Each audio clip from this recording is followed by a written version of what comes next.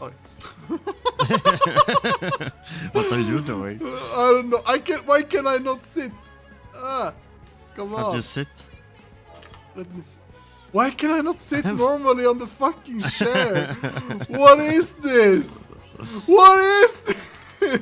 What, have I broken the game or something? Kan jag sitta på den? Ja. Jo. Okay. Okej. I guess. Klar Fontana. Oh. Oh my god. I'm glipping through the chair. Inte för mig. What? No, okay. Are you destroying the game? Yes, I'm destroying it.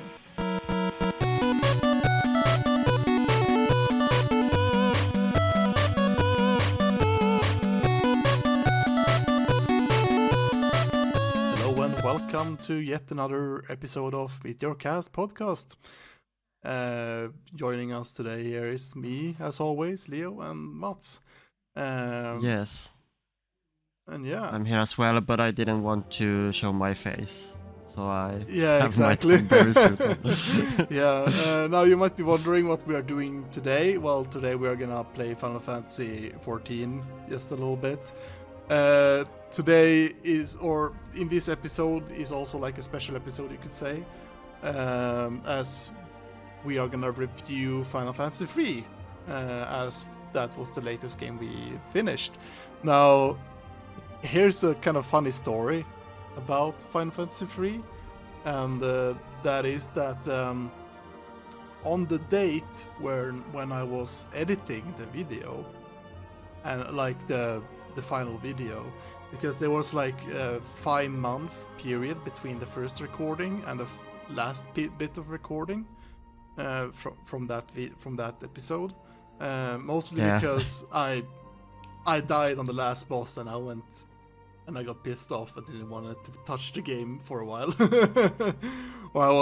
Then you grinded up or farmed levels and all that. Yeah, exactly. I did some more preparations, and that helped a lot. But yeah, so there was a long period of time before when we started the recording of that episode, and then when we did the final section of the episode, because it didn't feel like we were like right at the end, and it was like, let's just make one final episode instead of having like another episode on top of ongoing episode that we were doing on the episode we were doing. But at the time when I was editing that video, I realized, oh shit, it's been exactly 2 years since we started Final Fantasy 3. Yeah, so it's kind of an anniversary video as well. Yeah, exactly. For that game. Yeah, it was such a coincidence actually, because we were just casually being like, oh, let's do the final part of that video. And then we just ended up doing the recording. And then the day after, I realized like, oh shit, wait. It's the anniversary today. What the fuck? Yeah. And so I basically just went ahead and I just I finished up the editing, and you can see at the end of the video, you can see the exact dates of I think it was February the 12th. Yeah, something like that. Yeah, 2022 we started that journey, and on February 11th, 2024 we finished it. So it was kind of like, I felt a little bit like emotional, because, or it was kind of like an emotional thing, like not like, oh my god, like super emotional, but it was like this realization that, oh shit, I started this game. It took us 2 years to finish this game. Basically. Oh, with a couple of breaks as well. Oh, there's a pop-up of me getting rich with 57 gil or whatever it was. Oh. Because people are buying stuff from our retailers. So I'm getting rich. But yeah, so it was kind of a surprise, and then I realized, I looked at the date when we uploaded the first episode on YouTube, because we were live streaming before. So the actual live stream was another date than the actual upload, and I realized, oh shit, the time we uploaded a video was like on like or the exact date will be on Friday. So I just decided to upload the game, upload the video on the same on YouTube on the same date as the first episode was uploaded. So the more you know, just some behind the scenes about our adventures of this. Yeah, and we haven't really been the most efficient in playing these games, but I think we have still had a lot of fun with Final Fantasy 3 as well. Yeah, and that's why we are ending up where we are right now with the review. Yeah. Right now, if you're in the recording, if you're hearing that the music stops suddenly, it's because I'm switching tabs or switching windows on another screen. But that's not important. But yeah, so we are not gonna just sit here and have our characters stare at the screen in this G-pose. We are gonna actually play the game, and the way we are gonna play the game is that we're gonna run the whole Alliance raid from Realm Reborn, which is actually the the whole dungeon of Final Fantasy 3, practically. Yeah, the final dungeon, with the Crystal Palace and everything. Yeah, everything from the labyrinth to the Crystal Tower to World of Darkness, basically. Yeah.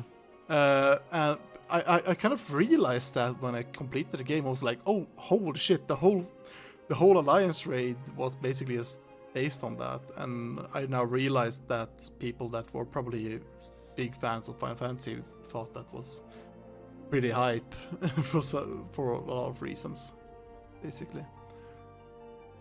Yeah, I actually also played the Alliance raid before I played Final Fantasy 3, so I immediately recognized it when I actually completed Final Fantasy 3 myself.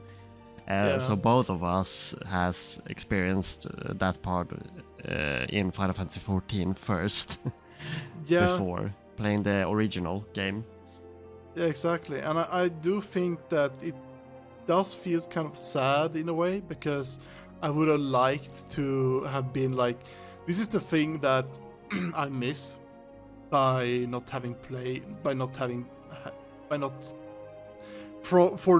all the Final Fantasy games, is that when playing Final Fantasy 14, I do miss a lot of references from other Final Fantasy games, because I have not played them, or I don't even know what's going on, or it's like I don't get all of the references, even though it's not necessary to enjoy the game. I mean, I played over 2,000 hours on Final Fantasy 14 because I've been doing raids and stuff like that.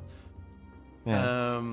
But it still feels like, at least for me, it kind of, I get a bit of like sad feeling of, oh, I wanted to feel the nostalgia, or I wanted to feel like the hype of when they show stuff that's a reference to one of the other Final Fantasy games.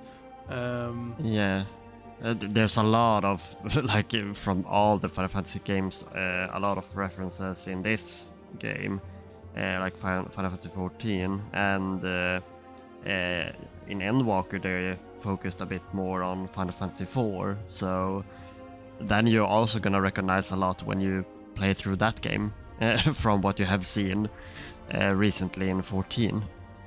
Yeah, That's exactly. Gonna be interesting. Yeah, exactly, because a lot of things that they did for Endwalker was kind of references for 4. Final Fantasy 4, if I'm correct.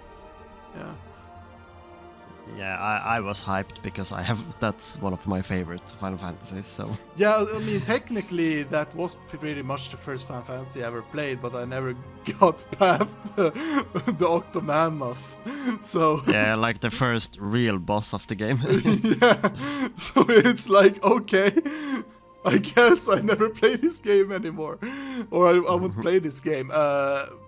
And I fucking hate that I had to defeat the Octomammoth in 14 before I got to defeat it on actual Final Fantasy 4. But Yeah.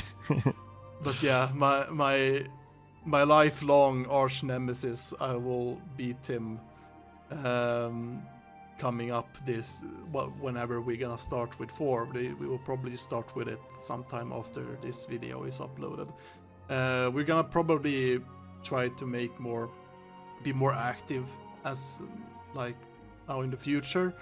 We had a long pause because, well, life circumstances and stuff like that. And work and everything Yeah. it got in the way. But yeah, I think like now we have more time again to try to uphold some kind of a schedule, at least. Maybe not every week that we record, but some what do you say? Like more consistent. every other uploads. week or something like that. Yeah. We will not have we won't have as long breaks as we had before, basically. Yeah. But yeah, so I'm gonna do this now. I'm gonna go out of key pose. You're gonna see my ugly UI.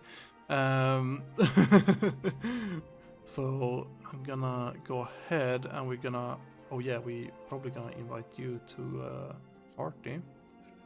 What was this? Who this? Ah yes, you have your gambler title, Asina. Yeah, it was perfect. It's I'm perfect. I'm the self-titled gambler of this podcast. Yeah. So. Yeah, we joke about a lot about you having gambling addictions, and so. And I actually play a lot of gachas, so. Yeah, it's not exactly. wrong. I'm just proving my point. Anyway, so I'm gonna go as Bard because because this is level 50 dungeon. I feel like it's good time moment to just level other classes. Anyway. Yeah, I was just annoyed by having to recolor my red mage thing, so I'm gonna go as ninja. So I'm not gonna level, but I just wanted to make it easy for myself with the glamours. Yeah, but you still get the tomes, so Yeah. it's no big deal. And we are doing this for the stream anyway, so whatever. Yeah. But I really should continue playing 14 because I mean it's a while left before we get the next expansion, but I mean it's coming up this summer. So yeah, it's exactly. not that far off. Exactly. I have a goal of trying to level. I want to level all the crafting classes, and also I have a lot of stuff to catch up on, like all the variant dungeons and stuff like that has been released on this expansion. I was burnt out quite a lot last year from 14, but now I actually gotten the motivation to play the game again. I actually played it the whole day today before even we started this recording. I was doing some side stuff, and when you joined in and we started to talk, I was like, I need onions. I gotta get onions. Why do you need onions? So I can level my chocobo. yeah, but I think also that there's a lot of like Final Fantasy stuff going on as well. Like we had 16 last year. There's gonna be some more DLC. We have Rebirth, Final Fantasy 7 Rebirth next week, and then we have Dawn Trail coming up. So there's a lot going on with the Final Fantasy community right now, like with newer titles and so on. Yeah, exactly. I think it's an interesting time for all the fans of Final Fantasy right now. Yeah, Yeah, there's like you said, there's a lot of things going on. I'm not gonna touch the modern Final Fantasy VII because I want to play the original first. Even a lot of people has been just play the new one. I'm like, no, I want to experience the original. But we have 4, 5, 6, and then 7, and then and I think maybe we actually just should. We will see how we will do it, but maybe we just should play the remake directly after. It depends because there's a lot of like cutscenes and talking in that game, so it's harder to have a podcast. But you should. I think you should play it when you have finished the original, at least for yourself, if not on the podcast. Yeah, that could also be one way to do it. Because, like mentioned, it's like maybe at the time when we actually get to 7, they probably completed the whole 7 trilogy of remakes. yeah, exactly.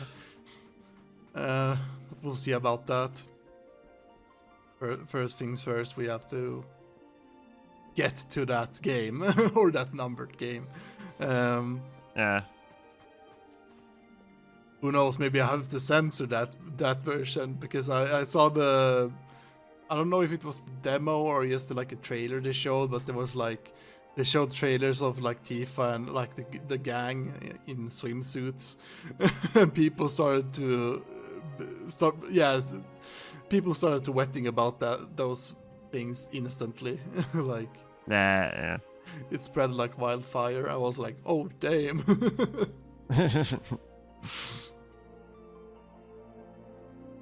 Yeah. While we are queuing on to this dungeon, like we are doing everything in order, so we're gonna do the Labyrinth of the Ancients. Because we are technically just gonna play free again. Mats, here's the thing. I ran Crystal Tower. What did I say? 5 times during our playthrough in free. Oh, did you? Yeah. Yeah, the final dungeon, yeah. Yeah, the final dungeon. I technically ran through that one 5 times, and that's excluding all of the recordings. I think I because I did run through it once while not recording. And that was mostly because I wanted to get to the final boss, but that halfway through I was like, should I let Ark be a summoner or not? Maybe I should change him to something else. And that was when I decided to look some guides, and people were like, yeah, just have a sage instead. I was like, okay, I have a sage instead, and then I had to and then that's where the grinding happened, basically. Yeah, and I think like the Crystal Tower or Crystal Palace is like notorious in that sense that you get a huge like difficulty spike, and that you are almost required to grind a bit to be able to beat the final boss, because you can't really do that just by going through the game, and then you will be too low of a level with your jobs to be able to finish it. Yeah, exactly. So you actually need to grind a bit. I know that I had to as well. So I mean, it's a thing with the final dungeons that usually you have to put in a bit of a grind before you can finish the game. Yeah. Anyway, moving on to the actual review. We're gonna do the same thing as we always have been doing. We have different categories, and I'm rating each category, and then we add the total score up, and then we divide it so we get the average. And the categories we have right now, I have done some changes, but if people still remember, or if people are watching this or watching this for the first time, the following categories are story, gameplay, graphics, sound, and difficulty. Now the changes I've done is that before we had like design/UI, design/UX, just the user experience. But I have combined that category into the gameplay because I feel like those two categories go hand in hand with each other, pretty much. So I feel like I can give it a bit more fair score because of it also. But yeah, I understand. I think it's better to have it that way with the review. Yeah. So following up, we start off. I'm gonna finish off after I've gone through all of these categories. I'm gonna go ahead and mention the total rating after that. But let's start off with the story. So basically, just in general, the story, I think the story was really simple. I'm trying to, like, when I wrote this review, I was trying to dig through my memories of what the hell was even happening in this story. So take this review with a little bit of grain of salt, because it's been 2 years and there are stuff that I might have forgotten. And maybe we discover throughout the review that, oh shit, wait, that actually happened, or wait, it was like this, not like that. So do keep that in mind, that my memory is not that fresh and some things might not be accurate from my memory point of view. But first thing first is the story. So like I said, I felt like the story was simple and it has a good consistency in it, and that is like it's a plus minus, it's like a neutral point for me, because I did enjoy the story to some extent. I don't think it was the greatest story of all time, but it was still like an enjoyable story. And I think the things that was really good at the story, that I think kind of like carried the game in a way, was because of the characters. They felt important, like all the main characters had their role in the story. Maybe some of them had more than others, because, like, for example, Rifia, she had her moment about, like, her being a smith and trying to become like as good as her father and stuff like that. But after that, she was kind of like on the sidelines. It is clear that Lunef is kind of like the main character, and then the others are kind of side characters in a way. In certain aspects. And I mean, they even, like, I think the story as a whole is basically just the story of Final Fantasy 1, like with restoring the crystals and all that. But they actually changed a lot as well, like updated. Made it a bit more involved than just going around and killing bosses, like in the first one. Yeah, exactly. It's like most of the time it felt kind of natural when you met the boss. It kind of had like a story purpose, or there was like a purpose why they met the bosses, from what I can remember at least. It kind of made sense that there was like a boss fight, more or less. Yeah. But overall, I feel like the thing that was other than the characters, I did think that the best thing about the game, story-wise, I really loved the setting and the world, because it's like, I mean, I'm a sucker for like Sky Islands and stuff like that, and when you start off with that,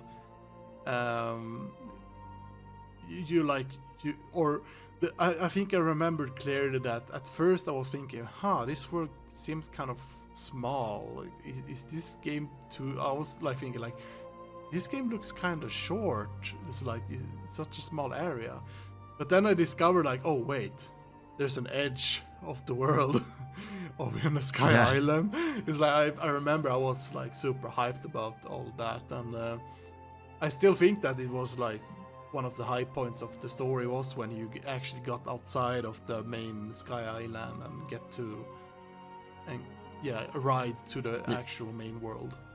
Yeah, to the surface. Yeah. And then there's only darkness, and then you basically explore and then find more.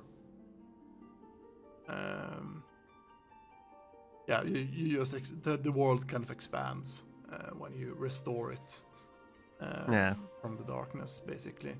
So in that aspect, I love the setting, I love the world.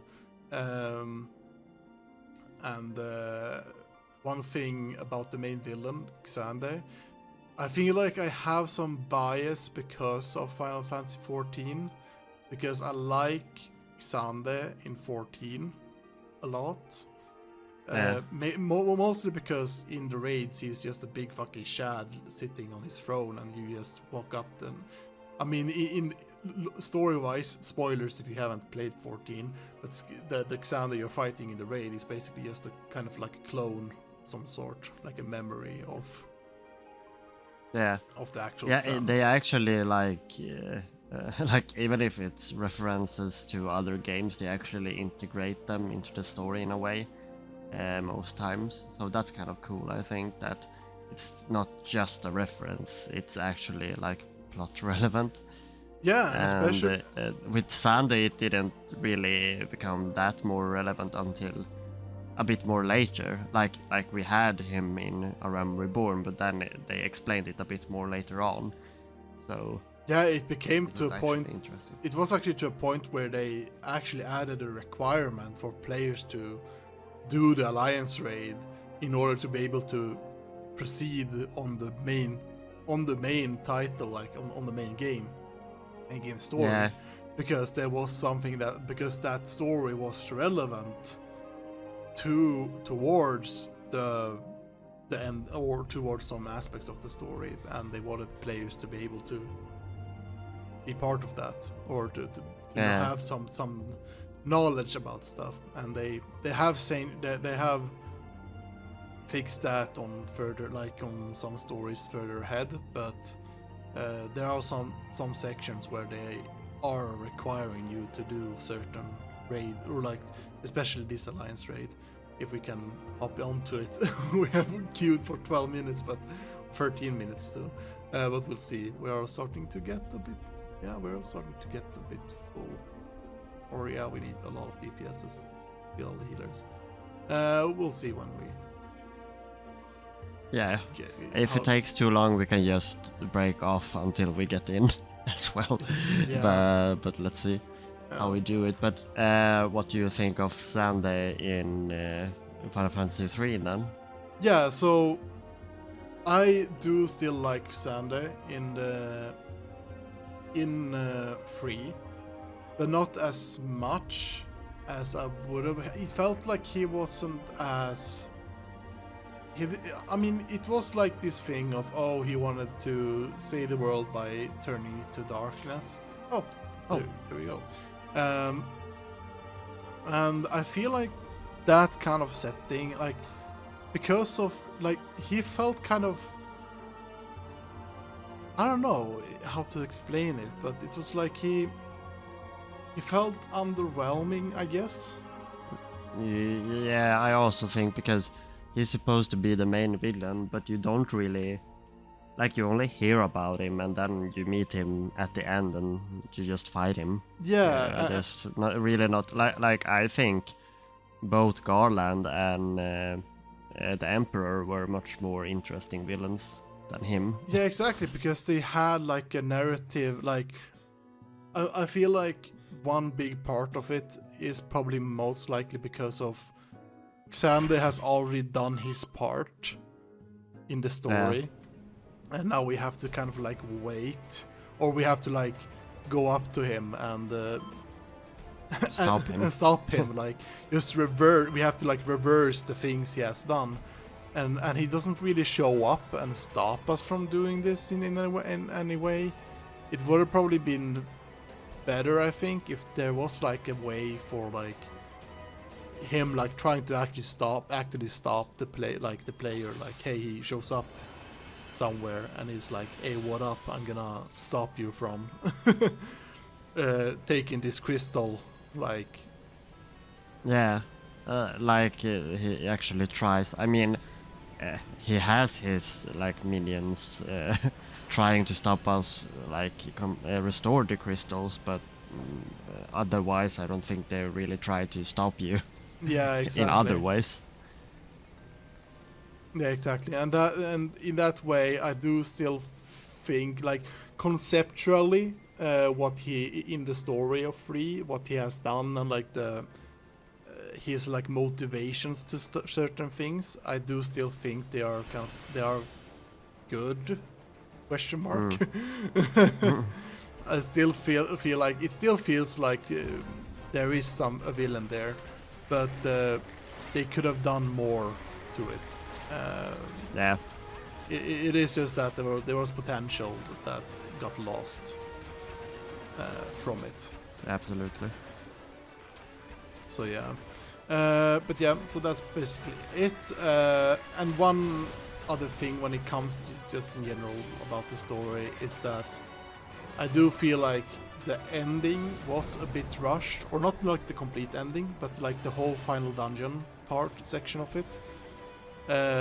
It is like we mentioned about Xande, like you fight him in the last dungeon, he kind of is underwhelming, and then suddenly, oh, World of Darkness. Oh, okay, where did this come from? Like, yeah, just suddenly there's a twist villain in the end. Yeah, exactly. I mean that's not something unusual either. A lot of stories has done that. But I feel like in this game it was like, oh, there was this hype about Xande, but then suddenly you fight him, and then whatever, here's a actual final boss. Yeah. I mean, they talked a bit about like the world is covered in darkness, but they don't really like introduce the cloud of darkness until the very end as well. Yeah, exactly.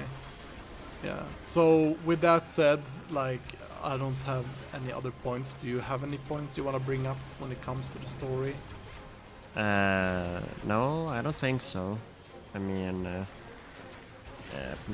the earlier Final Fantasies are kind of basic in the story department, so Yeah. I don't think I have that much more to add.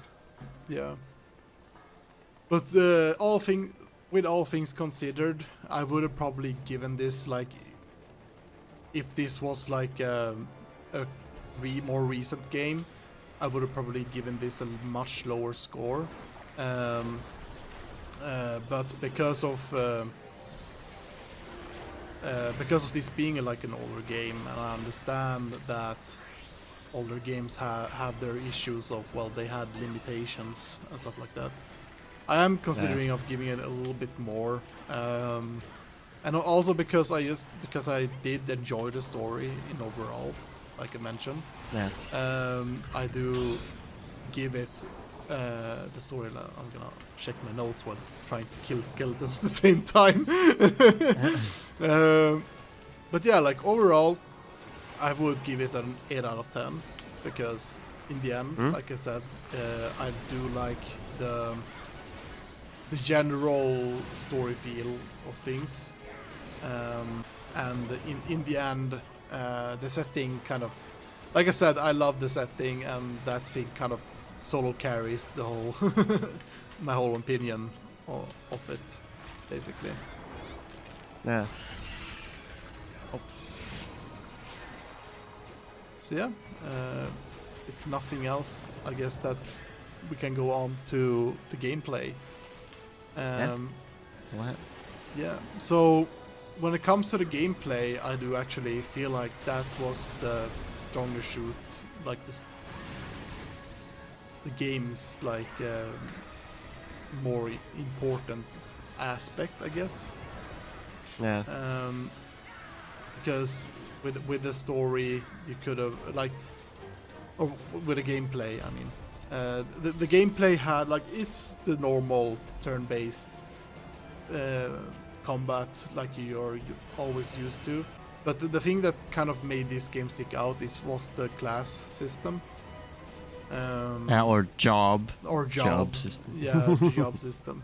But the job system made it interesting because it was like, oh, now you can change whatever job you are, and each job has their unique twist on things, like they have their unique abilities and stuff. Yeah. Just which side are we gonna be? We're gonna go in the middle. But yeah, so the job system kind of, if the job system wasn't there, I feel like the combat system would have been much more boring, if that makes sense. So how do you think it compares to like the first and second game? Because both of those games were quite different as well, with their different like combat systems, or how you leveled up and stuff like that. Yeah, I mean, it's more straightforward, or not completely straightforward, but it's more. It's like you don't. But it's also like you have to focus on like both leveling both your both your class and the job, or well, like the character at the same and time.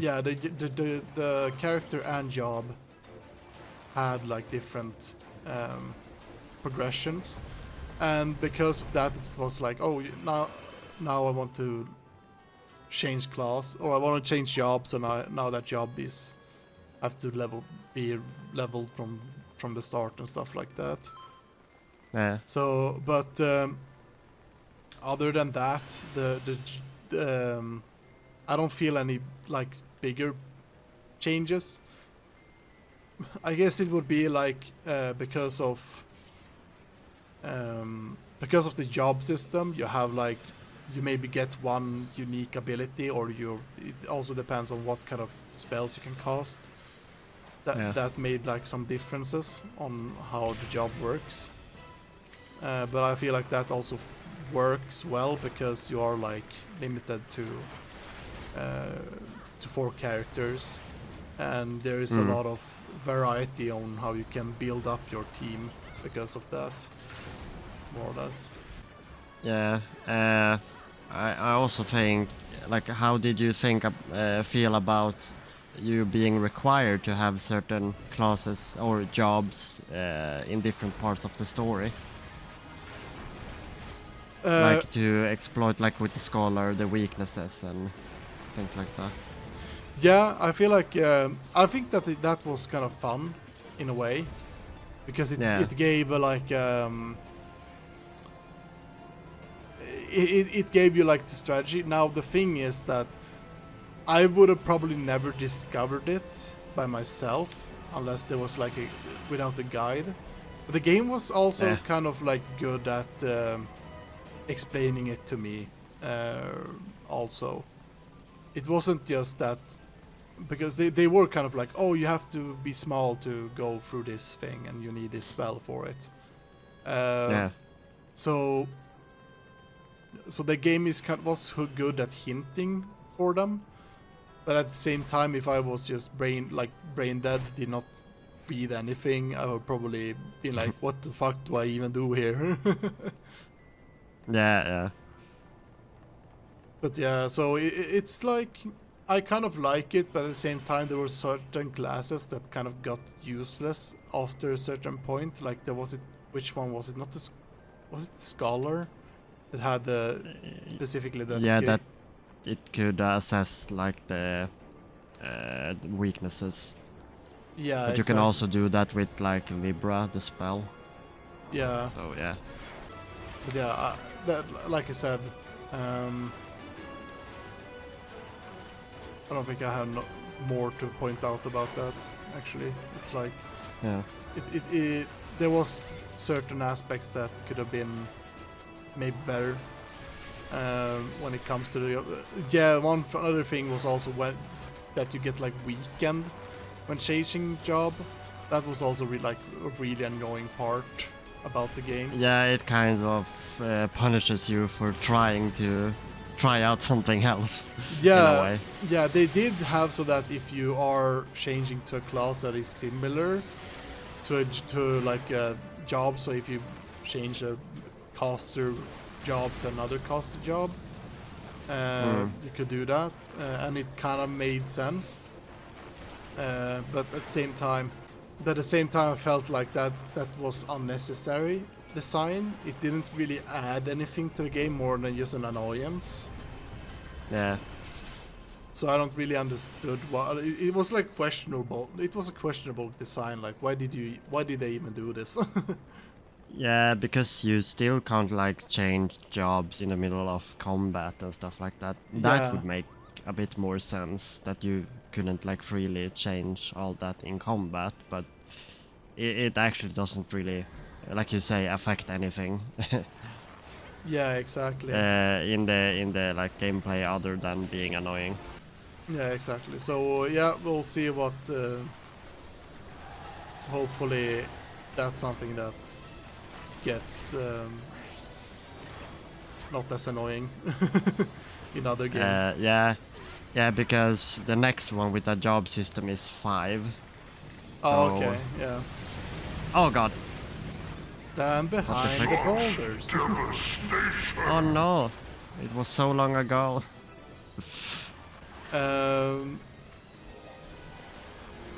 So yeah, it's oh god, I'm getting attacked by something. Oh god. Oh shit. I was like, oh Did we god. wipe? No, our team almost wiped. Look at the fucking death count. Holy shit. Oh no.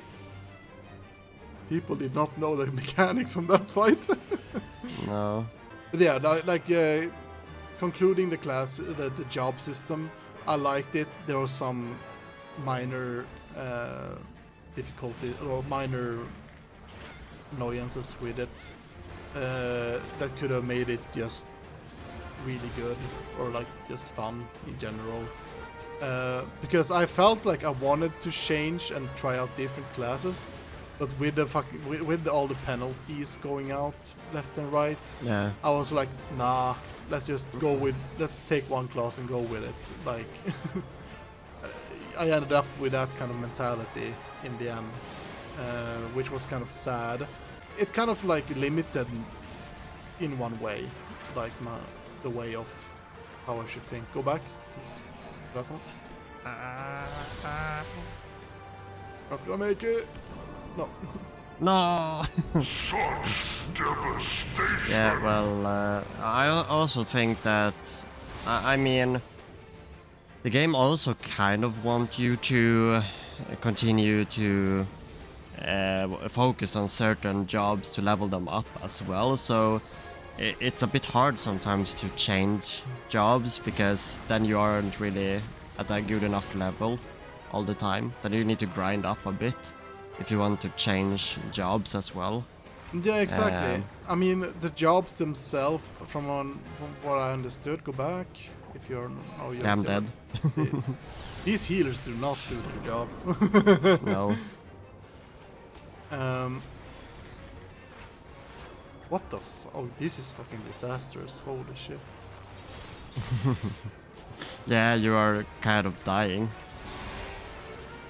Well, I don't worry about myself. I'm worrying about the No. other players being the Final Fantasy 14 experience, playing with people Yeah. that doesn't really know what they're doing. That's That's okay, I think. It's as long as you're having fun. Yeah, for this one, I mean, It's not like you're it's not doing. that hard anymore. Yeah.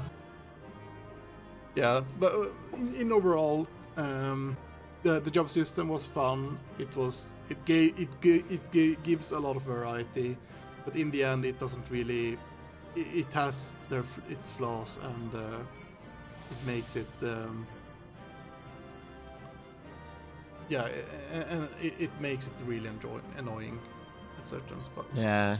Certain stuff. And we also had, like, if you go like to the magic system in a way, like we also had the like classic spell slot system with Yeah. the spells. It actually is supposed to be in both 1 and 3, but we played the PSP remake of the first one, so they had adjusted it to regular MP combat. But I think it's also a bit like I felt like in 3 you actually get enough spell slots as you go forward. I think it can be a bit annoying at the start because you can't really do that much. Like when you get a certain, but I think like spell level, you got enough in this game. I think because sometimes I think it's a bit annoying. Like you can do 2 level 5 spells and then you need to rest. And for example in Baldur's Gate and stuff like that, I know why you have that restriction, but yeah, I think it's a bit annoying. I prefer MP systems. Yeah, MP is much better because then you have more control over what you want to what you want to cast. With the point system, you are kind of limited to, you can just use this spell 5 times or 3 times, and you're like, haha, fuck you. No, and you're like, no, but I want to spam Bahamut, and the game is like, no, you can't. Yeah, I know. I mean, I understand why you can't spam like the best spells all the time. I mean, you can't really do that with the MP system either. But yeah, no. I think just having a like static, like you know how much MP you have and how much something costs, that you don't have to like put them in different sections, because then it feels like you start all over again. Like, oh, I got level 4 spells, but now I don't really have the spell slots for that, so it feels like you go back to the start if you want to use those spells more. In a way. Oh, that went much faster. I cannot eat. Yeah, exactly. But I mean, that's just preference. And I mean, when you're playing like real Dungeons and Dragons and games like that, you kind of need to have some kind of way to keep track of everything. And I mean, if you go with MP, then it's gonna be hard. Like, oh, how much MP did I have? And I mean, the spell slot system is like that for a reason. Yeah, like with the exactly. D&D system. And oh my god, keep what's track. this? Cyrus Tower. Circus Tower. Is it circus? Yeah, it's circus. Well, you are not the clown, you are the entire circus. Yeah. Need to edit the title of the the title. You just write Circus Yes. Tower. Yeah. Yeah. What else? Oh yeah. Other aspects about when it comes to. Oh my god, your face is so close up to the fucking portrait. My face? Yeah, like What? when When they showed my they show the portrait, you see your face up close. It's fucking hilarious. But yeah, other stuff that I noted down with the gameplay was like the overall exploration in the game felt more fun. They had more strategic, like there was no doors that misled you in this game. What? Don't you like trapdoors? No. But yeah, like that thing made the game much more enjoyable with exploration, and when you actually explored, you also kind of got rewarded for it. There was some hidden areas and rooms where you could find like treasures and stuff like that. Yeah. So I feel like the overall exploration was much better in this game than in the second game, at least. And I like I said from my from the story, because I loved the setting of the world. It was really fun to just explore. Like, because of that, it was just fun to just walk around and find all kind of secrets and stuff. I even tried to do that when we were at when I was grinding off camera or off recording for levels. I did actually like. Yeah, I did like try to find more secrets that I might have not found out while we were playing the game casually. So in that aspect, I do think that the game is that the exploration was just overall fun. But then also some point I also pointed out, or I wrote down at least, is that I feel like the boss designs were actually really fun. I mean, or they were really cleverly made. It wasn't just hit the boss with big, large numbers. There was some tactics for different bosses. Like you had the Fandaniel, or whatever his name is in 3, or I just say Fandaniel because I'm thinking of 14, but yeah. But you had like the boss, like he changes his weaknesses.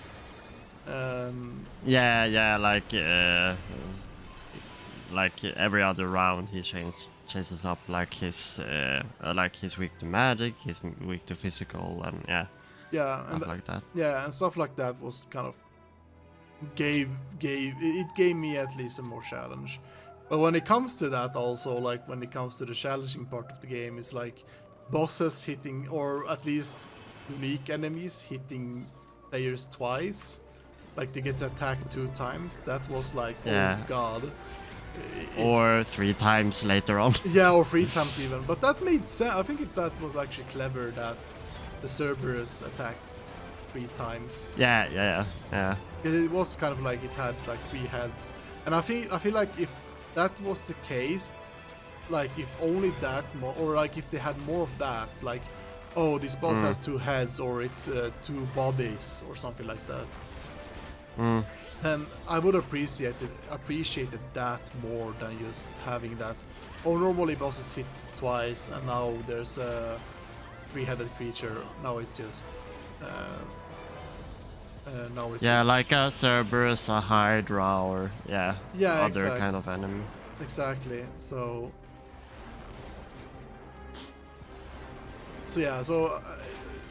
it was a fun. I feel like but at the same time as that was the case, like it was kind of annoying that they did that. I do think that it added another layer of challenge to the game. Like it added like some kind of difficulty. And from what I understand, that is not like this mechanic is not in the original 3. No, I mean, with the remakes, they actually, I think they make the games a bit more difficult, and I think that's like nice for those that already like completed the original ones. Yeah. So that they get more of a challenge and like a twist on the gameplay in a way. Yeah. So in that sense, it's quite good. I'm also curious about trying out like the pixel remaster of the original 3, because then we can actually like spot all the differences. So I'm definitely gonna try it out sometime. Yeah. And compare it to the remake. Yeah, exactly. Yeah, but like I said, at the same time as I thought it was annoying, but like in retrospective, I feel like it is because of the bosses hitting twice that added the challenge to the game. In a way. So in the end, I did appreciate it. Yeah. But I felt like myself a bit more disappointed by the end game, because it actually became more of a like DPS check by the end.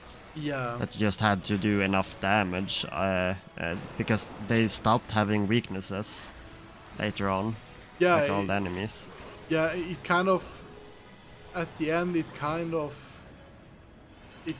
like nullified the purpose of having a caster, like a magic cast. Like Yeah, and weaknesses like disappeared. yeah, because when without the weaknesses, the casters were kind of did subpar damage. They did not do like as much damage as a monk or a like even the guardian did, like the knight did more damage than the black mage with their strongest spell. Yeah. So that in that way also, like when it comes to the balancing of the game, I feel like they did casters dirty. More or less. Yeah. Yeah, we're fighting the red dragon. Yay!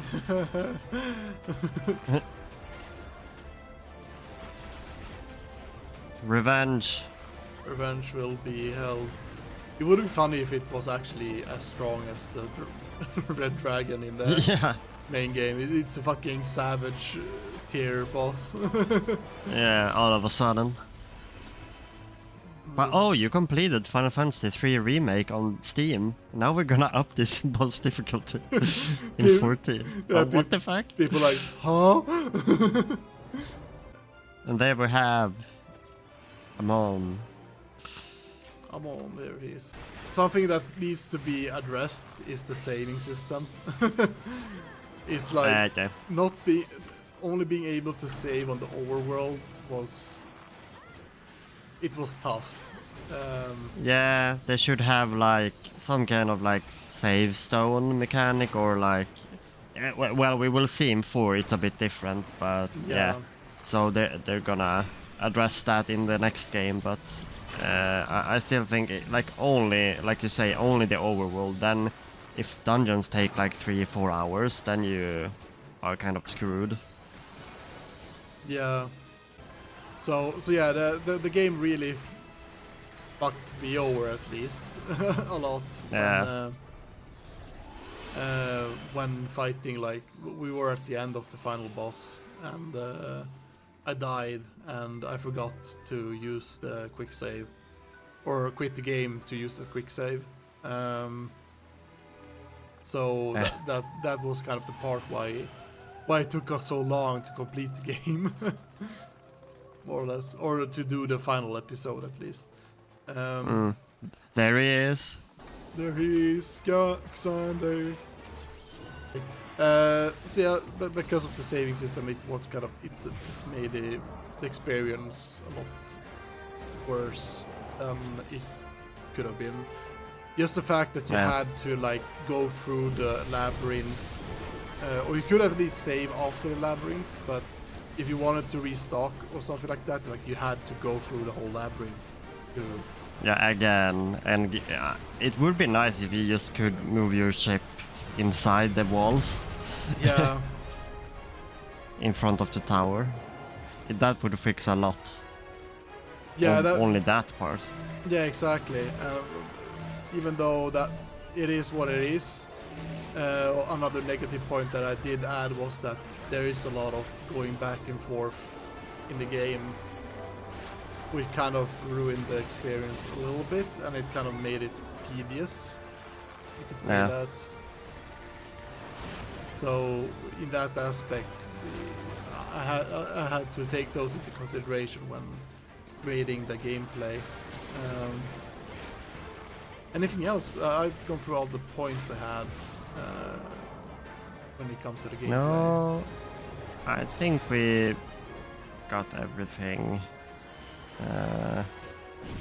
I mean, the other parts were just regular Final Fantasy, buying gear, finding gear, buying magic. Yeah, it wasn't that different. Yeah, it's the same thing that is in every Final Fantasy game. RPG. RPG, like you know it already. You know it. I know it. We know it. Even our mothers know it. You sure no. about that? Okay, no, my mother does not know it. Not mine either. So yeah. But yeah, overall, what I gave this game, I know I gave 3, I think I gave an 8 out of 10. Yeah, Yeah. I get for 2 I gave I gave an 8 out of 10 before. So comparing to that, I did not compare it from like other games, but with that in mind, I did have to, because I feel like when I try to compare my enjoyment of the game compared to the other first games, I felt like the overall gameplay, I did enjoy the third game more gameplay wise, like personally, but when looking at all the points that I had, like all the criticism and all the whatever I give that person. Well, looking at all the criticism of the game and all the negatives and all positives combined, I had to actually give this one lower score, because the previous games I gave it like an 8 out of 10 or something like that. What did I give it the first game? God damn it, the computer is slow. Too far away? No. Oh.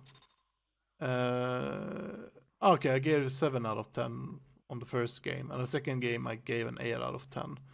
Yeah, you actually enjoyed that like quite a bit, and I also think it's a fun game. Like the second one, it gets shit on a lot more than it deserves. Yeah, exactly.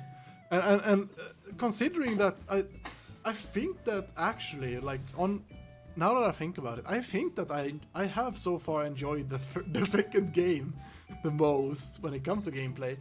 But I think also that's because of the system of how you progress your character in that is such. It's a bit different. Yeah, and like considering also with the job system in this game, it could have been basically the same, kinda. Yeah. But in the end, I did actually I'm gonna actually give gameplay a 7 out of 10 for this, for free. Yeah. And that's mostly because of all of the negatives. And do note that this is the 3D version. I feel like I would have probably had a much more enjoyment if I played the Pixel remaster when it comes to because then we would have like the auto saves and stuff like that. Yeah, exactly. Like we had in the other game. Yeah, we wouldn't had the problems of I have to redo the dungeon for the 5th time again. So with that in mind, like I did play the Pixel remaster, and I did enjoy it a lot. The second game a lot with the Pixel remaster. I should probably get the Pixel remaster on the third game and try it out and see if that changes a lot on my joy and my overall enjoyment. And it probably fixes a lot of the criticism that I have for the 3D game. Like, for example, bosses hitting twice, and just the save system just in general is much better probably. Yeah, and I mean it's more close to the original 3 than the remake, so yeah. Yeah, exactly. It's a bit more different. Yeah, but we are now reviewing the remake, the 3D remake, so we'll have to have that into consideration. So, like I said, a 7 out of 10, still above average, and it is on the point of being average, but also like it's in the line of being great from average. Like, in my opinion, a 7 is like, if 5 out of 10 is like it's completely mid, I don't care about it at all. It's like neutral. Yeah. 5 is neutral. 7 is like the midpoint of being neutral to great or to good, like, yeah, if you think it like that. But yeah, we've done now 2 out of 3 dungeons. That this has gone faster than expected. Not that that is a problem. Now we're gonna do the World of Darkness. And I'm putting on a dance at the meantime. Yeah. How long have we been for? About an hour, so. But we are. Yeah. We're getting halfway there. Or and probably there's the big point was basically the gameplay and the story. Now we're getting to the little bit more nitpick stuff, which is the first thing is the graphics. Now, because this is a 3D remake and it was released on 3DS, not 3DS, the DS originally. Yeah. Right. Yeah, so because it was released on the DS, the graphics are, it looks like a DS game for a reason. And I have put that as a neutral point. It's not a positive, it's not a negative. It's just that it was released for the DS, and then they made a port to PC. It would have been a different thing if they actually marketed it as a PC remaster of some kind, or a PC, maybe not remake, but some kind of remaster of some sort. I would probably be more strict about scoring the graphics. But I'm standing neutral on the overall look of the graphics because, like I mentioned, it's a PS game, and I'm not gonna judge and say, oh, the graphics are fucking bad. yeah, it's like the graphics are not bad, or the graphics are bad because you can see the polygon, you cannot see the fingers on the characters. Yeah. But I mean, it like you said, like it's a port on a DS game, and they just upscaled a lot. And yeah, I mean, that's about what you have to do if you're gonna port it. So yeah. Yeah, and also considering like comparing it to other DS games, I'm also looking at like other games made for, or I'm trying to think of other DS games, and I do think that there are other games that has like better graphics or worse graphics. Like this game is literally just the neutral. It's neutral, true neutral of the DS Nintendo DS graphics, basically. Yeah, and I also think like when they were released, it was really great, like for the time, with the 3D remakes, and I mean it. It's actually more towards the design of the game, but I enjoyed like how they had fun with the different job outfits and stuff like that. I mean, that are parts that it's much easier to convey with 3D graphics, I think, compared to this 2D sprites, like the visual design of the job. Yeah, exactly. Clothes. Hold on, I'm gonna do a thing here. I just need to find. I'm gonna stab me. No, I just need to find the correct. What was the name of it? I always forget what the name of the emote is. God damn it! And there's so many emotes to go through. There. No. Taking out the trash. Nah.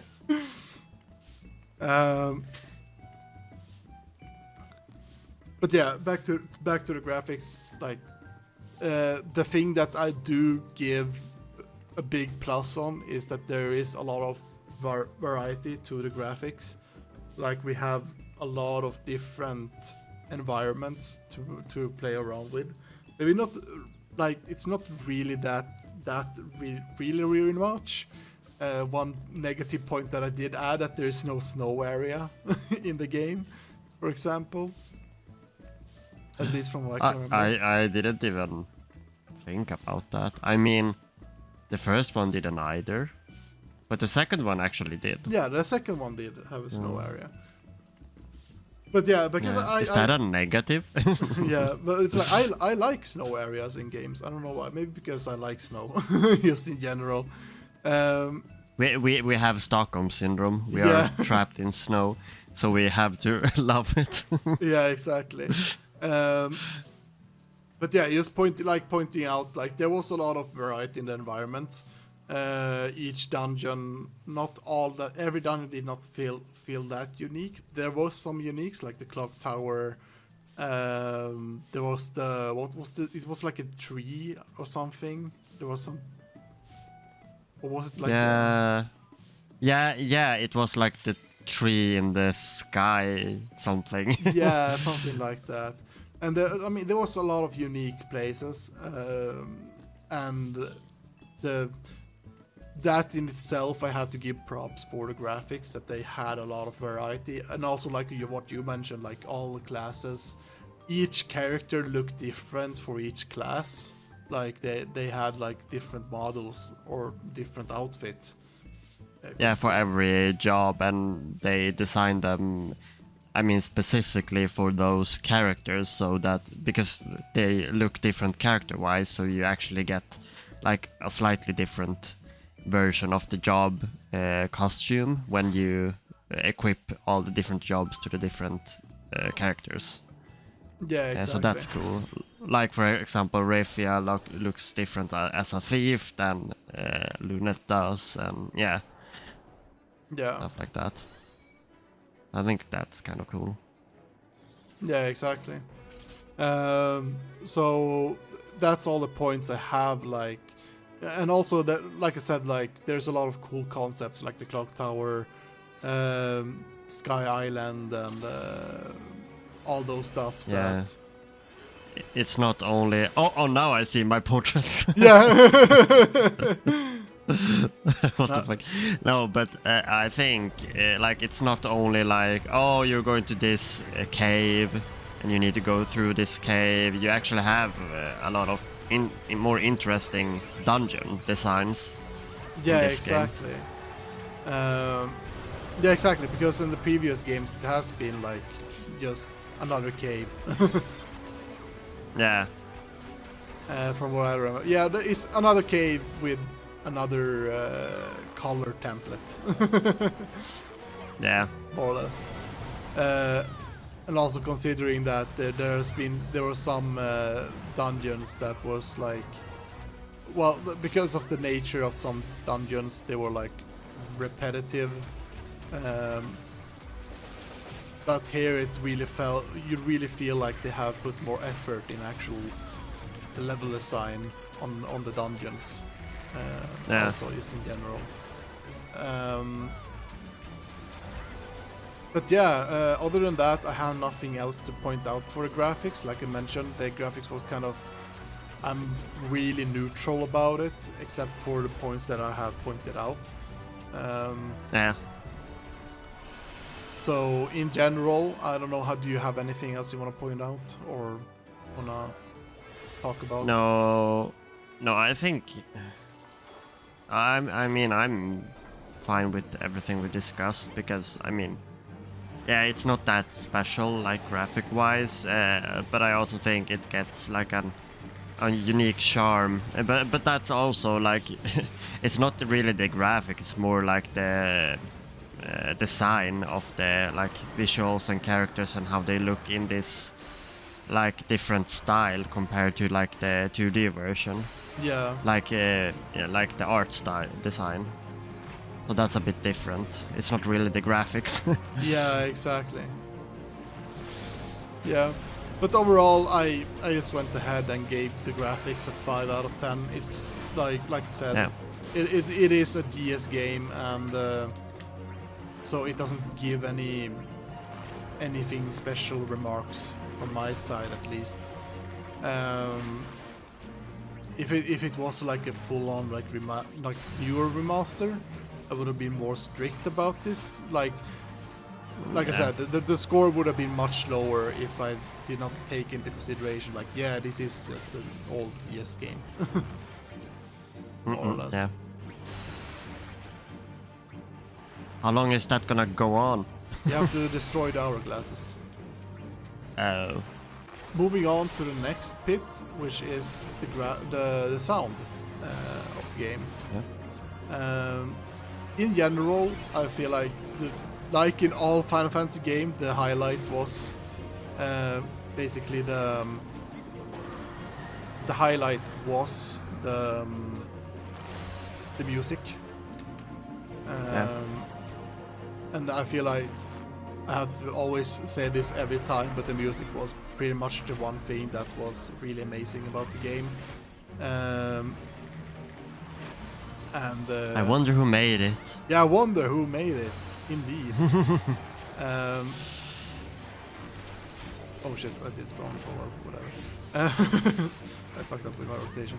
Whatever. So yeah, well, with that in mind, I was not really that surprised with the music actually being good. And yeah, just if anything, I feel like the music in this game actually went a step further. I could say it's like it's so much more iconic than the previous games. It's like I still have the music in my head in some sections. Yeah, and a lot of the music, like you actually hear in 14 as well, like the overworld theme and other music. So I think it's like the soundtrack for 3 is better than the first 2, most definitely. But they were able to do a bit more with the sound, and they're still gonna evolve for each game, like when they get better systems for the music and sound of the game. So that's only natural that it will get better going forward. Yeah, exactly. Yeah, so I cannot really say that much other than that the music is it's amazing, and yeah, it's just an overall banger. I would there probably is, but it would be also good to have like if there is like a remake of the whole soundtrack for the game. That would be I mean, they actually did it in the Pixel remaster, so yeah, exactly. So I'm gonna have to listen to that. so that's recent. That's true. We're gonna have to listen to that. Maybe I will enjoy it even more if I play the Pixel remaster. I have more reasons to play it. But yeah, so overall, it's great. The sound effects themselves, I felt like it is kind of generic sound effects, but I also think that, to me, if you don't really notice the sound effects, then it's a good sound effect. So like if you're not thinking about, oh, this sound effect is bad, then it's a good sound effect, basically. Yeah.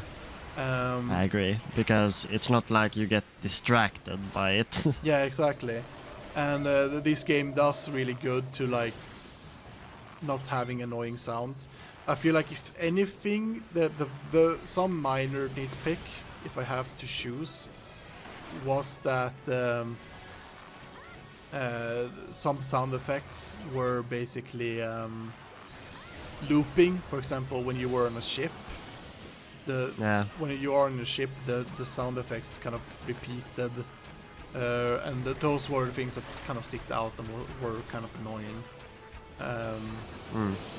But those were the kind of only thing. What else? I think I noted it down. Oh yeah, and not to forget the high volume on the main menu also. yeah, like the difference between the menu and the game. Yeah.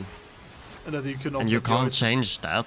Yeah, no, not unless you pull out the master mixer on your computer. Yeah. That's the only time. But other than that, it's like I cannot really complain. Like you mentioned, if you barely notice it, then it's actually good. And I do still think that there is not. But then at the same time, the sound wasn't like super satisfying in some kind of aspects, because I do think that sound also have to add a lot of satisfaction, and in this game it didn't really do that in most cases. It was just there to fill in a void of silence, if you could say it like that. Yeah, it was like like when you hit something and not much else. Yeah, and it could also be because of oh shit, I'm gonna die. Oh no, I got deep freezed. Yeah. I almost died there. Anyway, case in point, because of the sound not being completely satisfying, I would not say that it's super great. And that kind of makes this score a little bit lower. Otherwise, this would have been like a full 10 out of 10 for me. But because of just simply the sound design, I mean, the music is all out a 10 out of 10. But with the sound in whole aspect, with the music and the sound effects and the ambience, like everything combined, I'm gonna have to give this. I'm gonna have to give this a 9 out of 10 because it is simply just a minor thing, but it still is enough to give a little bit of a lower score, in my opinion. If I would score the sound design and the music separately, then it would clearly be that. Then it's clear that the sound design is like maybe, I don't know, like 6 out of 10, and then the music itself is just a 10 out of 10 because. Yeah. So yeah. I don't remember this enemy in the game though. What is it? I don't remember fighting this enemy in 3. Yeah, no. I think it's like a newer one. Yeah, this probably is. Yeah, no, I don't. Are we stuck down here? No, there should be platforms. Oh no. Yeah. It's gonna do shockwave, so wait for it. Yeah, but I agree, 9 out of 10. So, only because the soundtrack is so good. Yeah, only because the soundtrack is so good, and it's probably even better with a remastered.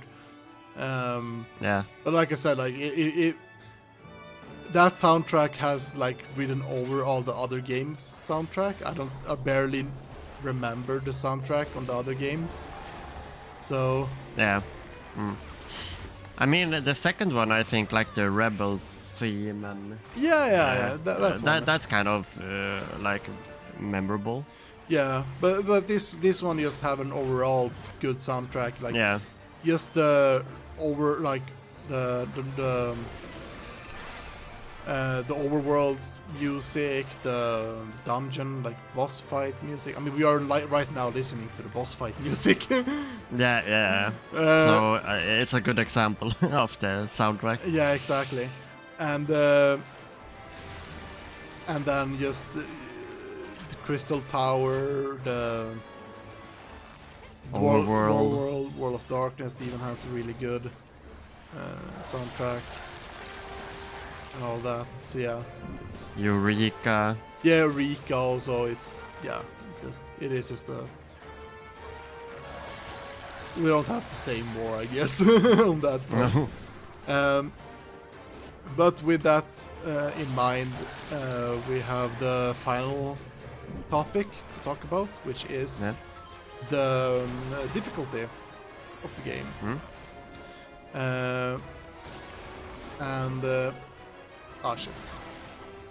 When it comes to the difficulty,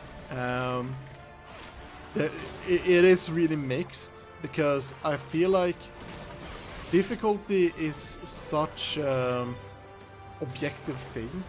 Like everyone has their own opinions on difficulty or what's difficult or not.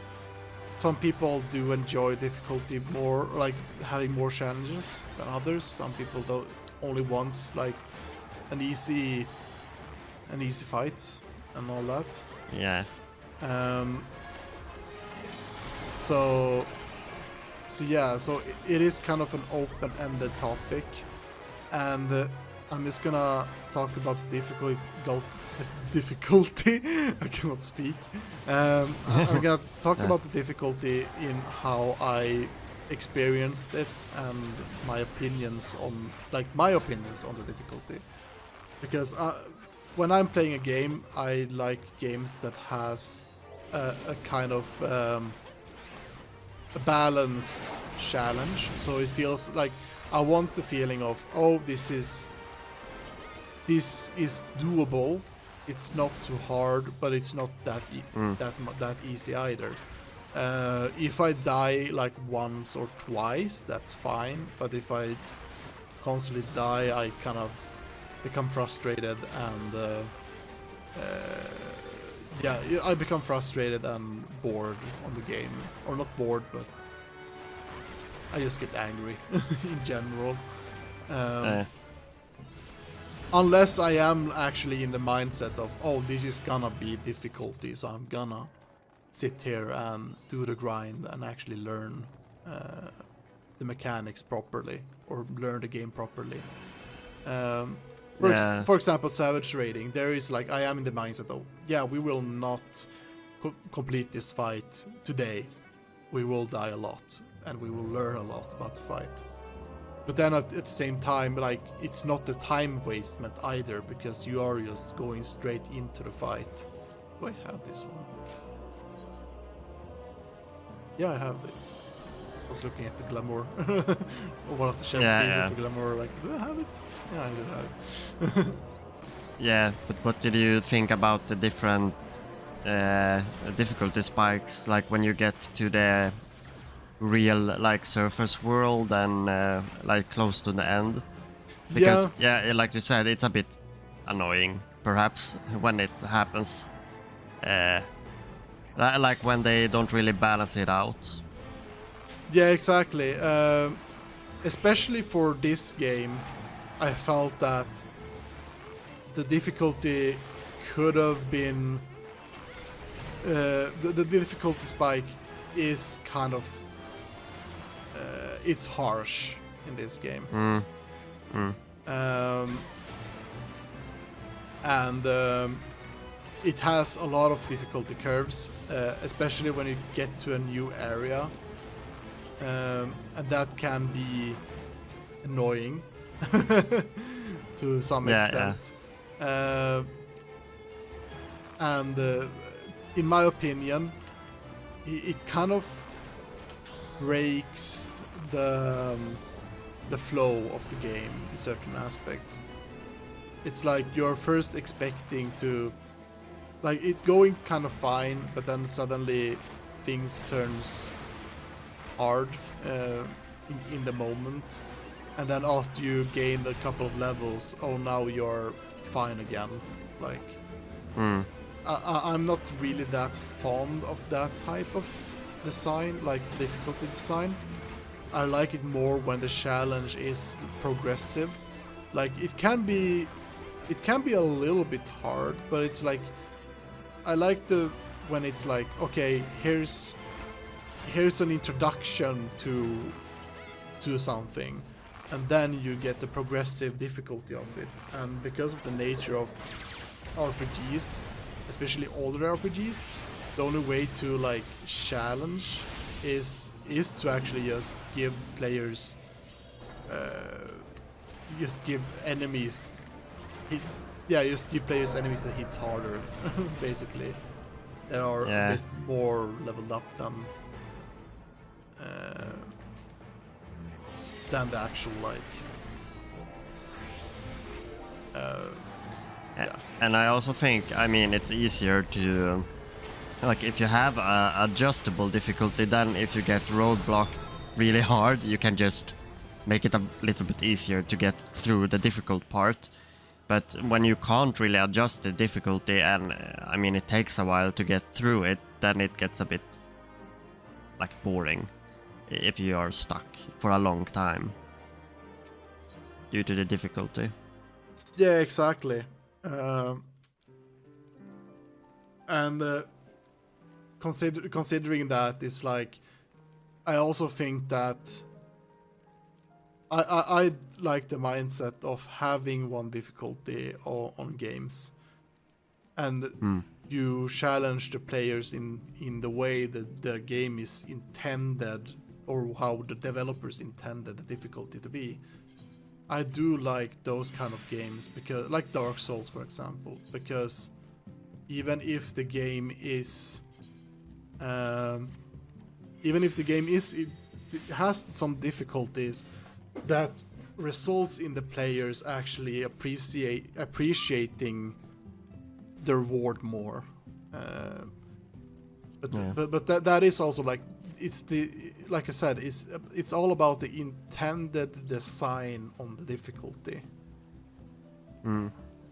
So, for example, when you are playing MMOs like this one, for example, you have the normal content that is for casual players. Anyone can practically beat it without even caring about the overall difficulty or having the need to having to learn the you don't really have to learn the actual deep end of how the game works, Yeah. more or less. But then you have the savage raids where you actually have to learn your class. You have to learn how to you have to learn the deep end of the game, like always be casting, always like do your rotation, like learn your rotations, you have to know the class at the back of your hand without having to look at the hotbar. Yeah, you have to get good. Yeah, exactly. And in that way, I think the MMOs are really accessible in some ways.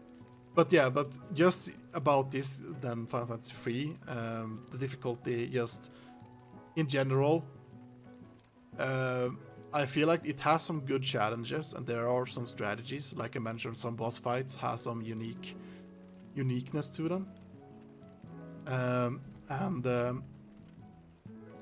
But then there are the aspects of there being these high difficulty curves a lot, and like as mentioned, it kind of breaks. To me, that kind of breaks me out of the loop of the overall experience of the game. So,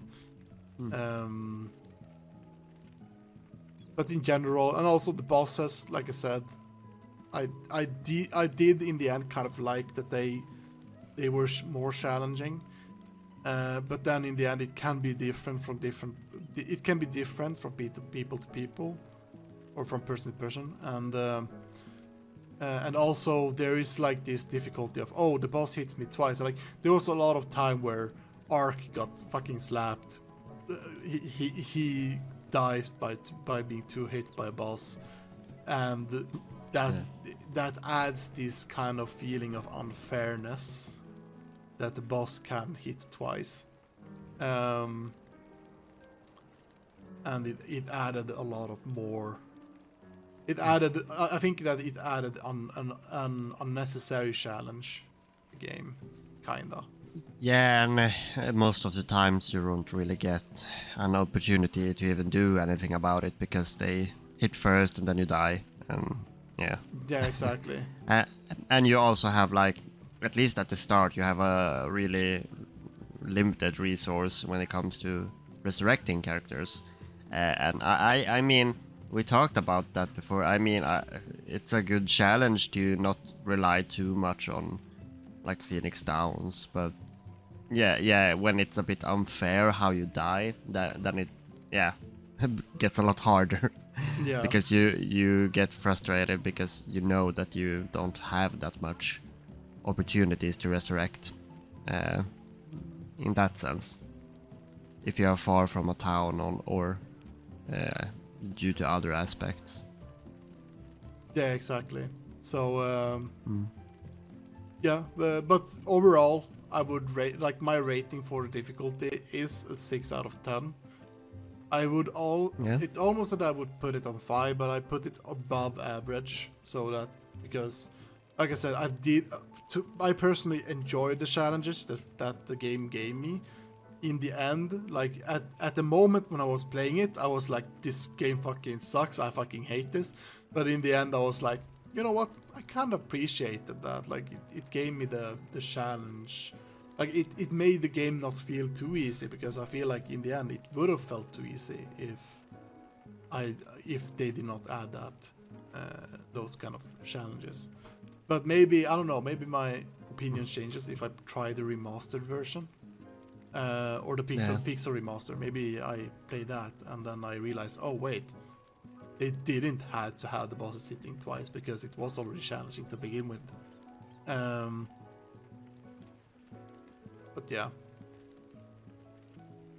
Yeah, that's all the... Yeah, so is that all the topics? Yep, that's all the topics we have right here. So, just to summarize, I gave story at 8 out of 10, gameplay 7 out of 10, graphics 5 out of 10, and then sound 9 out of 10, and then we ended up with difficulty a 6 out of 10.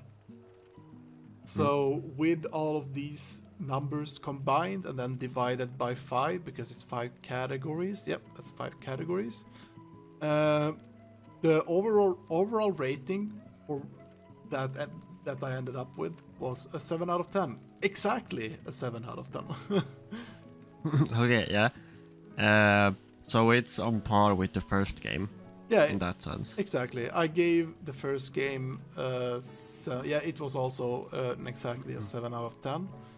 And then the second game had an 8 out of 10. Yeah. Yeah, so far, so good. I feel like a 7 is still a good score. Like I said, I did enjoy this game. Even with all of the criticism that it has been given, I did have fun in the end. And I'm even now still thinking, like, should I actually continue play the game, like, on my free time, and just level all the classes to 99? It's like, I have that... And do the extra boss or... Yeah, exactly. Exactly, and do all the bosses, trying to 100% complete the game. I have that in my back of my head, and I'm like, just that in itself proves that I have been enjoying this game a lot. And I mean, sure, the second game did get a higher score, but when it comes to actually down to preference, I would say that if I play the Pixel I think if I play the Pixel remaster of the third game, that game would probably go beyond my expectations, maybe even, and that game would probably have a higher score than the second game. Because do note that I did play the Pixel remaster of the second game, and that could probably have added, like, I think that the second game would have had a lower score if I played the original second game, most likely. Yeah, probably. I mean, now we have actually played, like, kind of like remasters, remake mostly, because that's easier for the availability, like for all the first 3 games, and we're probably gonna play the 3D version of 4 because that's the version you got stuck on. Yeah, it's the one. It's the one that I have a personal vendetta against. Yeah, and I mean for Final Fantasy V as well. I mean 5, 6, it's like hard to actually get the original. I know you have like was it SNES Mini? Yeah. For the original Final Fantasy VI, but the original 5 and 3 are really hard to get here. We don't actually really have them available at all. You can probably find a mod to add like English text and stuff like that, but yeah, it's not that easy to get a hold of those versions. Yeah, exactly. Also, are your cats meowing? Because I can hear that. Yeah, one of the cats. I didn't know if you could hear that. I could hear that. It's probably in your side of the recording, also even clearer. Yeah, probably. Maybe if I close the door, you still probably will hear them, but you at least don't hear the TV in the background. Yeah, exactly. So that's good that you haven't heard like background sounds the entire time. Yeah. Oh well. Yeah, but I have a better mic, so that's why it picks up. I mean, it's a challenge to find out how you need to tune it to not pick up everything, but I think it's a lot better now than when I got it, because you need to like try out different settings to find the perfect like sound uptake as well. Yeah, exactly. Yeah. But yeah, then I mean, it's like you said, it's really good scores for the first 3 games. I mean, and you kind of expect some type of quality because they are it's such a beloved franchise. So I mean, I think it's to be expected that we have like kind of good scores for all 3 of them. Yeah. In a sense. Yeah, we have now done the first 3 games, and it's like I'm trying to, like, my expectations kind of like go up the more, like, for each version, or for each new game. It's like, what I know, for example, I know the Octomammoth is on its way. It's waiting at my soon. front. It's waiting at my front door, and it's gonna fucking show up, fucking barge in and steal my apartment, basically. It feels like, but Yeah. it's like I don't know. It feels like I'm a bit kind of nervous to actually, like, or not nervous maybe, but I'm a bit worried that how my expectations will go from this point out. But we'll see. But I mean, we are actually starting to get to the really good ones going forward. So that people say are the best of the franchise, like 5, 6, 7, 8. Like we're starting to get to the games that people differ a lot on which one is the best, actually. Yeah, exactly. So it's really gonna be interesting to see what you think about those ones as well. Exactly, because now I'm getting to the area of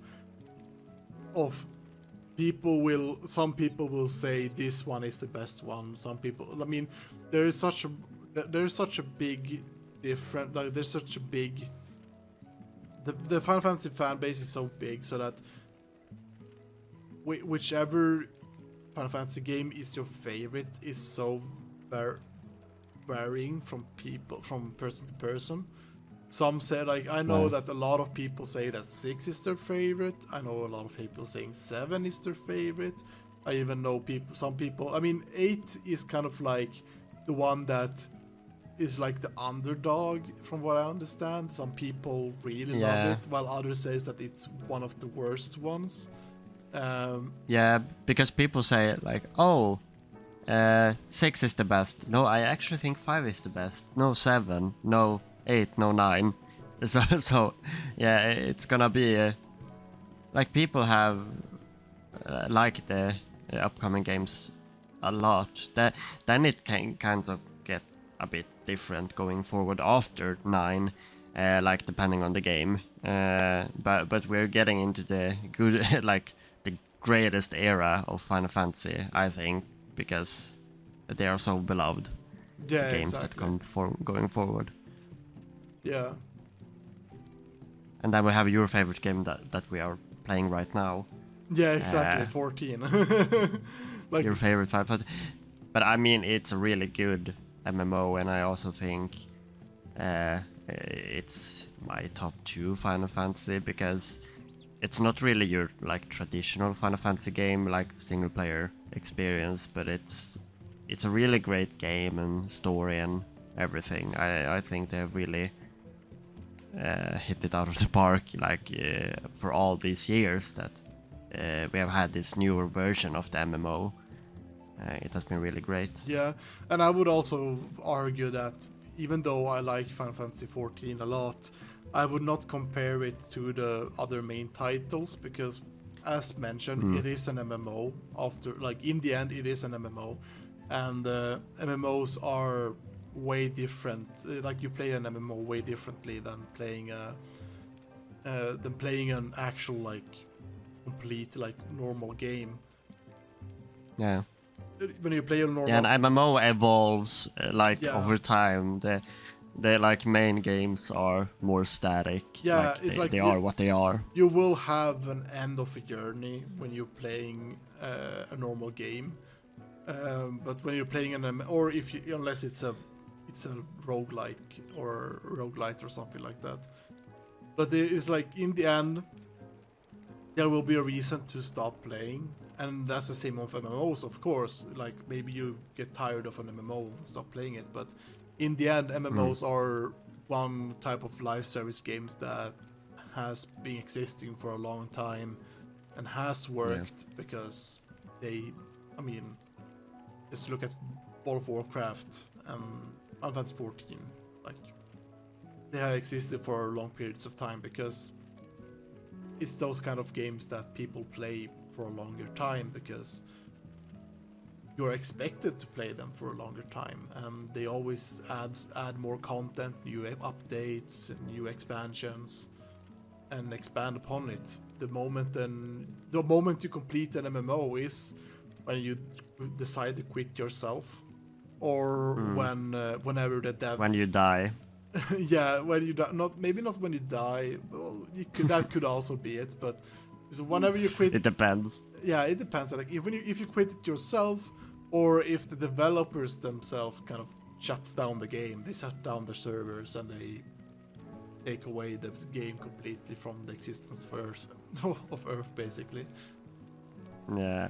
And then people bring out private servers instead, and you play the private servers because the game doesn't exist. Yeah, for real. Yeah, but yeah, now my cat broke down the door. I can't have closed doors.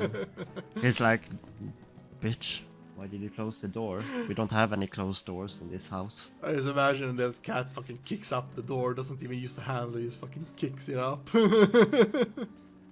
Yeah, I mean, I had it ajar, so he just pushed it real hard and just looked at me. Yeah. And it was the calmer cat, not the other one. Yeah. They don't like... They want to be able to walk everywhere. Yeah, I understand that. Anyway, But yeah. that's it for this episode, I guess. And yeah, we'll see you on the next episode, whichever game that will be. Ooh. Grand Blue Fantasy Relink. No. Maybe. But, Maybe. It would be fun to play, but that's also like with the multiplayer. It's more chill. It's more like quest based and stuff like Oh, that. okay. But is there like a story mode? Yeah, there's a story. It's I haven't finished it, but it's only like 10 hours. And then the main meat of the game is more like the multiplayer aspect of it. You get more quests, and the post game is really the real part of the game. The story is not really like the main attraction. It's more about the multiplayer and post game content. Okay, I have to look it up a bit more, because I'm really tempted to get that game, but that's also because I've been carving to get like I've been carving to be like immersed in a game, like just like I want to know life a game right now, and and I'm really don't buy it for the story. Don't buy it for the story because it's more about the gameplay. It's a bit like Monster Hunter with the multiplayer, because you choose a quest that you play and you queue up for a party. You can do it yourself. Okay. But it's also really good at keeping your progress. So, for example, if you haven't accepted the quest, you can still play it, but you won't really get progress in it until you actually can get it. So, I mean, it's easier to do stuff together. And help friends with other quests, even if you haven't gotten that far yet. So I think it's really good in that way. Okay. Yeah, maybe we'll see what happens. I just have to... And it's not a gacha. Yeah, that's the important part. It's not a gacha. It is an actual game. Yeah. It's a real game. The original was a gacha, I think. Yeah, they like on the mobile phone. Yeah, the original game was a mobile game. Gotcha. Yeah. Well, anyway, see you all in the next episode.